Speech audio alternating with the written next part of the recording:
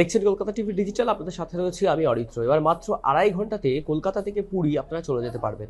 কিভাবে যাবেন বলুন তো? কারণ বন্দে ভারতের স্লিপার ট্রেন আসছে এবার, যেটা জানা যাচ্ছে ভারতীয় রেলের মুকুটে একটা নতুন পালক এই বন্দে ভারতের স্লিপার ট্রেন। নতুন বছরের শুরুতেই সফল ট্রায়াল রান হয়েছে এই ট্রেনের এবং চলতি জানুয়ারি মাসেই পরিষেবা চালু হতে চলেছে বন্দে ভারত স্লিপারের। যেটা সূত্রের খবর, 15 থেকে 20 জানুয়ারির মধ্যে এই ট্রেনের উদ্বোধন হওয়ার সম্ভাবনা রয়েছে। আগামী 6 মাসের মধ্যে আরও 8টি বন্দে ভারত স্লিপার ট্রেন চালু করা হবে বলে জানিয়েছেন রেলমন্ত্রী অশ্বিনী বৈষ্ণব। এবং এই ট্রেন যদি চালু হয় তাহলে দেশের উত্তর পূর্ব থেকে কলকাতার মানুষের যাতায়াত সহজতর হয়ে উঠবে।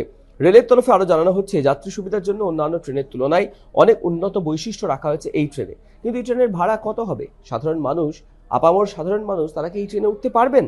সেই তথ্যও দেব।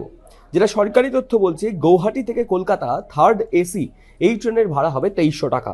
সেকেন্ড এসি ট্রেন এবং ফার্স্ট এসি ট্রেনের ভাড়া হবে যথাক্রমে 3000 টাকা এবং 3600 টাকা।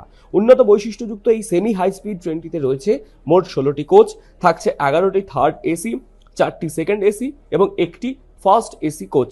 প্রতি ঘন্টায় 180 কিলোমিটার পর্যন্ত গতি তুলতে সক্ষম হবে বন্দে ভারতের এই স্লিপার ট্রেন।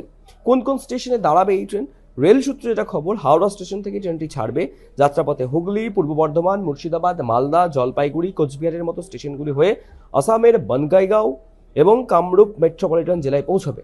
অন্যদিকে হাওড়া কামাখ্যা রুটে ট্রেনটি থামবে Bandel, Katwa, Malda town, new Jalpaiguri, new Coochbehar, new Bongaigaon এবং কামাখ্যা স্টেশনে।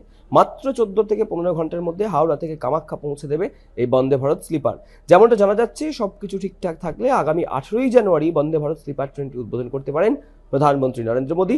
17ই জানুয়ারি মালদায় জনসভা করবেন তিনি। এরপর হাওড়ায় ট্রেন উদ্বোধন করে একটি রাজনৈতিক সভাও করবেন প্রধানমন্ত্রী নরেন্দ্র মোদী।